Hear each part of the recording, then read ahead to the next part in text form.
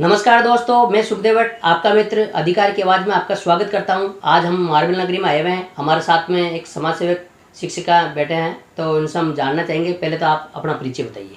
Shakuntala Taylor, Kishangarh Ajmer से हैं हम, और हमारा यहाँ राजकीय माध्यमिक विद्यालय जोगियों का नाडा किशनगढ़ में हम लेवल 1 में टीचर हैं। ज़रा आप थोड़ा आपके एजुकेशन के बारे में बताएंगे। सर, हमारी एजुकेशन एक्चुअल में जयपुर के अंदर एक गांव है श्योपुर, वहाँ से हमारी एजुकेशन हुई थी। और जयपुर हमारा मायका है, और प्राइमरी शिक्षा वहीं से हुई थी हमारी, श्योपुर स्कूल से। उसके बाद हमारी एजुकेशन सांगानेर के एक स्कूल से हुई थी। सांगानेर मारवाड़ी स्कूल था गर्ल्स, वहाँ से हमारी एजुकेशन हुई थी। और इसके साथ ही हमने फिर टीचर्स लाइन के लिए भी जाने के लिए एसटीसी की थी। वो एसटीसी की थी हमने गोनेर से। अभी जैसे कि देखा जा रहा है कि आप जिस संघर्ष से गुजर रहे हो, उस मैं थोड़ा जानना चाहूँगा कि एक विवाह का जो आपकी क्या विचारधारा है, बताएंगे।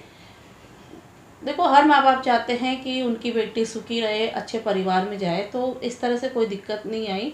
शादी हमारे भी एक अच्छे परिवार में हुई है। थोड़ा सा हम कैंसर जब हुआ, हमें एक्चुअल में कैंसर हो गया था, ब्रेस्ट कैंसर। तो कैंसर होने के बाद थोड़ी सी व्यवस्थाएं जो सबको झेलनी पड़ती, तो हमारे साथ भी वो परेशानी आई थी। तो ठीक है, सबका सपोर्ट रहा, जैसे भाई ने भी सपोर्ट किया, भाभी ने भी सपोर्ट किया, इधर पतिदेव ने भी संभाला। तो इस तरह से क्या है, इस संघर्ष को हम छलांग मार के आगे निकल गए, और अब ये चल रही है ज़िंदगी। तो चलना है, लेकिन ये कि तकलीफ तो आती है जीवन में। अभी जैसे कि आप कह रहे हैं, जैसे कि विवाह का जो सफ़र है आपका बहुत ही कठिन गुजरा है। हाँ, वो कठिन गुजरा था, क्योंकि एक्चुअल में जब हमारे भी एक तो महिला का सबसे बड़ा एक वंशवाद होता है कि उनके यहाँ बेटे का होना ज़रूरी है। तो हमारे 2 बेटियाँ हुई थी, तो थोड़ी सी परेशानी, विचारधारा नहीं मिलना या पुराने विचारों का होना, उस चीज़ को लेकर हुई थी। लेकिन सब ठीक है, कोई दिक्कत नहीं आई। फिर थोड़ी परेशानी का सामना करना पड़ा। अभी जैसे जिस बीमारी से आप ग्रस्त हैं, कैंसर बीमारी से, तो आप थोड़ा बताएंगे, एक्सप्लेन करेंगे कि कैसे आप तकलीफ झेल रहे हैं। एक्चुअल में कैंसर पेशेंट के साथ सबसे बड़ी परेशानी आ जाती है कि उसका मनोबल गिर जाता है। मनोबल गिर जाता है क्योंकि ब्रेस्ट कैंसर हो या कोई सा भी कैंसर हो, उसके सबसे दिमाग में तो एक चीज़ आ जाती है कि कैंसर पेशेंट्स के बाल उड़ जाते हैं। और महिला के लिए बाल उड़ना तो शायद बहुत बड़ी समस्या हो जाती है, क्योंकि महिला का तो गहना ही उसके बाल है। लेकिन ईश्वर का शायद शुक्रिया रहा, या ईश्वर का हम ये कहते हैं कि उनकी दया रही, और शायद हमारे खाने पीने का ध्यान अच्छा रखा गया, तो हमारे बाल नहीं उड़े। और आज देख रहे हो कि बाल ठीक है, और पहले भी ठीक थे। अभी आप जैसे कि एक मुस्कुराते हुए आप अपना कैंसर पीड़ित बीमारी के बारे में बता रहे हो, थोड़ा सा इसी तरह से दर्शकों को भी जो कैंसर से पीड़ित हैं, उनको आप क्या संदेश देना चाहते हैं। सबसे बड़ी तो कैंसर पीड़ित होना कोई बड़ी बात नहीं, ये अब प्रचलन में बीमारी बन चुकी है। उसमें सबसे पहला ये है कि आप अपना जिस दरमियान कैंसर से गुजरते हो, तो खाने पीने का विशेष तौर से ध्यान रखना चाहिए। अगर आप अच्छा खाते हो, अच्छा पीते हो, तो खाने की जो आपकी क्वालिटी होगी, वही आपको कैंसर के लिए लड़ने के लिए मजबूत करती है। परिवार का सपोर्ट कैंसर में सबसे बड़ा सपोर्ट होता है, क्योंकि इंसान अपने विल पावर से अगर नहीं रखता तो वो हार जाता है। और यही कारण है कि कैंसर से लोग उभर नहीं पाते फिर। लेकिन विल पावर अपना बनाए रखना है। विल पावर ही कैंसर को जीतने की सबसे बड़ी जंग में विल पावर साथ देता है आपका। अभी जैसे कि देखा जा रहा है कि आप ऐसे गंभीर बीमारी से पीड़ित हैं, उसके बाद में भी बावजूद भी आप एक समाज सेवा का कार्य करता रहे, बताएंगे थोड़ा सा। एक्चुअल में ये जो कैंसर पीड़ित की बीमारी थी ना, यही हमें समाज सेवा के पास ले गई। क्योंकि हम जब कैंसर से पीड़ित थे, तो हमारी पोस्टिंग थी बाड़मेर, जैसलमेर, बाड़मेर इलाके में थी। और वहाँ के लोगों ने कैंसर के दौरान हमारी मदद करी थी। वहाँ के हमारे जो एजुकेशन से जुड़े अधिकारी थे, उन्होंने भी हमारी मदद करी थी। वहाँ के बाबू लोग वगैरह थे, उन्होंने भी हमारी मदद करी थी। तो वो जो मोमेंट था ना, जब लोगों ने हमारी मदद करी थी, वही मोमेंट हमें समाज सेवा के लिए आगे लेकर आ गया। क्योंकि जब आपके लिए कोई करता है, तो ईश्वर अंदर से एक प्रेरणा दे देता है कि आपको भी कुछ करना है। तो जो ये सुबह एक, मान लो आपको मास्क जैसे बनाए थे हमने कोरोना के दौरान, तो वो मास्क तो एक बहाना था। ईश्वर ने एक इशारा किया था कि तुम्हें कुछ करना है, कुछ करके अपने इस ऋण को चुकाना है। तो वही जो बाड़मेर के लोगों ने या यहाँ के जो लोग थे हमारे मिलने जुलने वालों ने, जैसे हमारा पोस्टिंग किशनगढ़ के सुरसुरा स्कूल में आई, जैसे ही बाड़मेर से ट्रांसफ़र हो गया है, तो वहाँ से भी जैसे एक हमारे मैडम थे उषा मैडम, और स्टाफ में जैसे कविता मैडम वगैरह थे, रेखा मैडम थे, उन्होंने क्या है कि बहुत मदद करी उस दरमियान, पूरा सपोर्ट किया, खाने पीने का भी हमारा ख्याल रखा। तो ये सोचा कि जब वो लोग पढ़ाई होकर अपनी मदद कर सकते हैं तो अपने तो हाथ के अंदर हुनर है, हमें सिलाई बहुत अच्छी तरह से आती है, लेडीज और जेंट्स, तो जब हमारे हाथ में हुनर है तो क्यों नहीं हम इस हुनर का उपयोग करके और लोगों को इस कोविड के दौरान जो बना सकते हैं, अगर मास्क उनको डिस्ट्रीब्यूट कर सकते हैं तो क्यों नहीं कर सकते हैं। अभी जैसे कि देखा जा रहा है कि आप इस तरह से जो कार्य कर रहे हैं, इतने बिजी शेड्यूल के अंदर भी आप एक लेखन का जो कार्य करते हैं, जो कैसे आपको प्रेरणा मिली ये बताएंगे थोड़ा सा।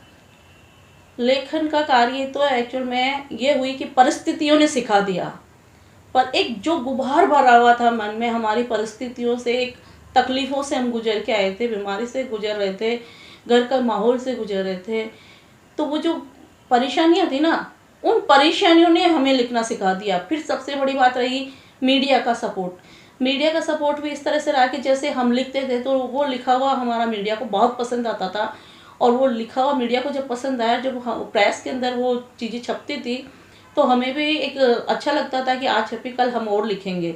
तो वो लिखना भी हमारे लिए परिस्थितियों ने सिखा दिया, और धीरे धीरे हमारे रहती है कि हम एक सब्जेक्ट पे लिखें।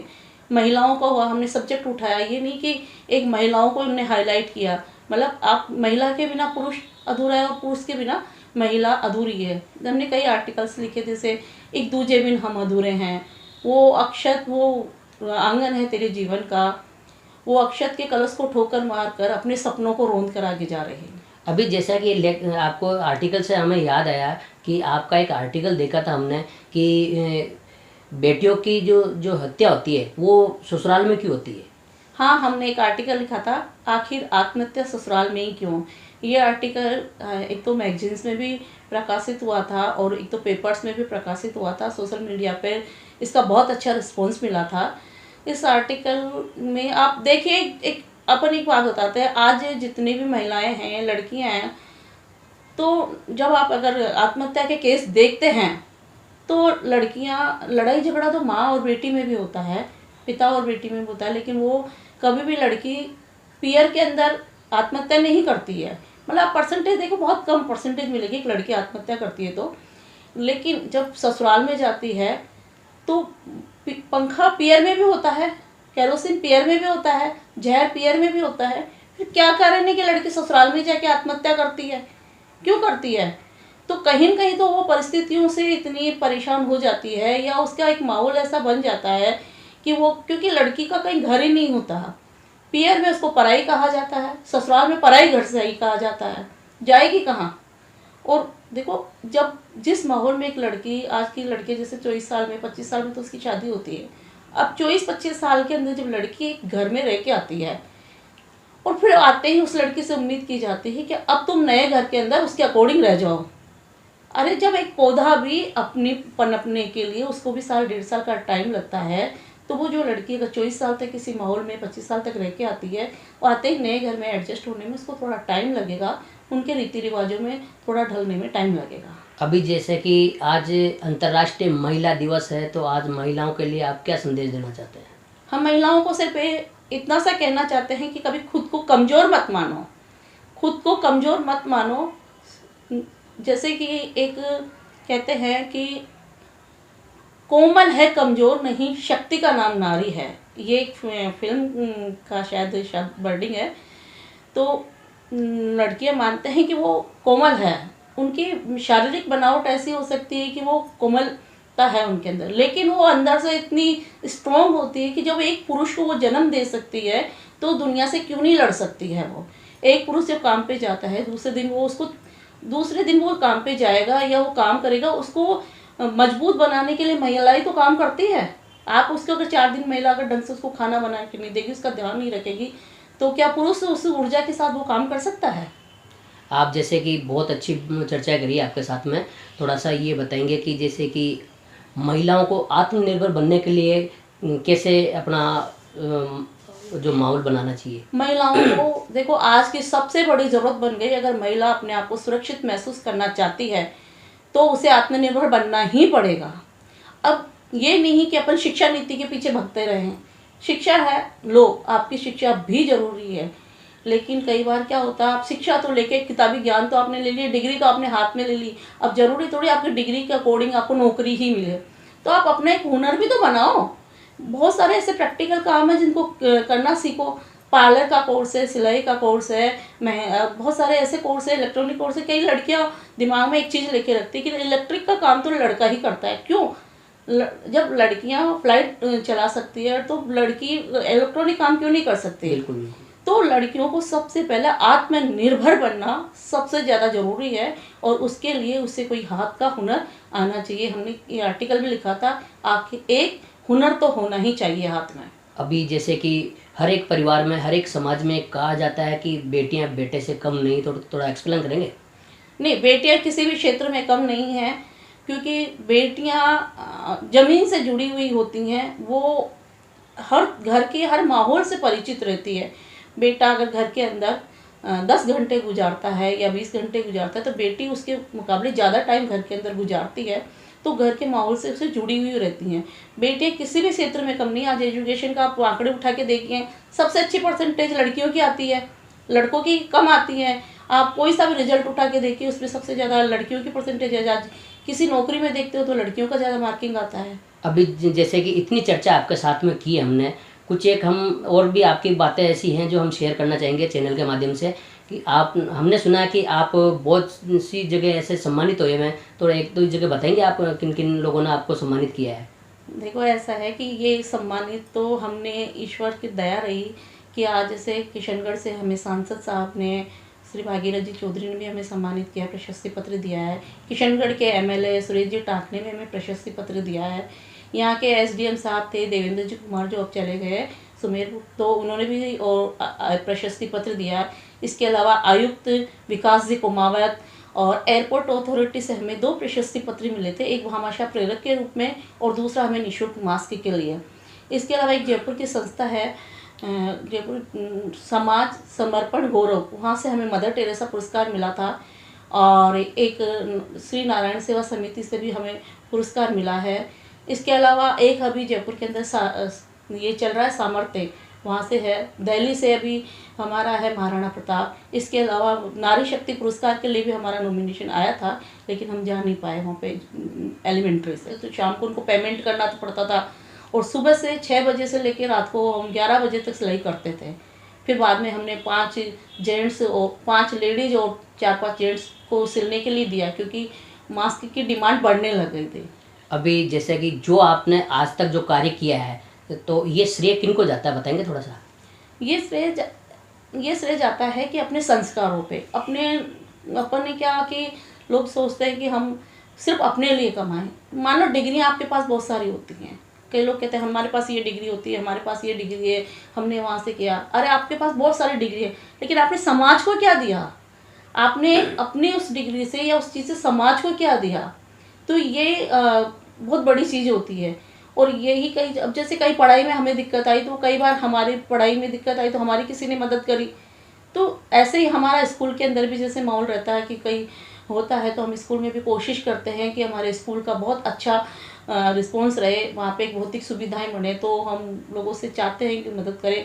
तो कई लोग उस स्कूल में हमारी मदद करते हैं, भामाशाह के प्रेरक भामाशाह बन के आते हैं। आपकी जो उपलब्धियाँ हुई है आज तक, कहने को कहते हैं लोग बाग कि किसी ना किसी एक व्यक्ति पर्सन का, किसी का साथ होता है तभी इतना कुछ कर पाता है इंसान, तो बताएंगे थोड़ा सा? व्यक्ति विशेष का, जैसे अब हमने काम किया, जैसे अब एक व्यक्ति से दूसरा व्यक्ति जुड़ा, दूसरे से तीसरा। रिजू झुंझुनवाला ने हमें जैसे स्कूल के अंदर, क्योंकि कोविड लाइन थी, कोविड गाइडलाइन के द्वारा उन्होंने पहले जवाहर फाउंडेशन का एक फंक्शन करने का था, लेकिन कोविड लाइन के होते वो नहीं कर पाया। अब उन्होंने आके स्कूल के अंदर ही हमें सम्मानित करने के लिए बर्थडे वाला प्रोग्राम सेलिब्रेट करके और वो प्रोग्राम कर दिया। तो क्या हुआ, अपने साथ कोई खड़ा तो था, अपने काम के, अपने काम को किसी ने देखा तो है, अपने उस काम से 4 लोगों को और प्रेरणा मिली, 4 लोग और काम करेंगे। तो एक शुरुआत तो कहीं से करनी पड़ेगी, कारवा तो अपने आप बनता जाएगा।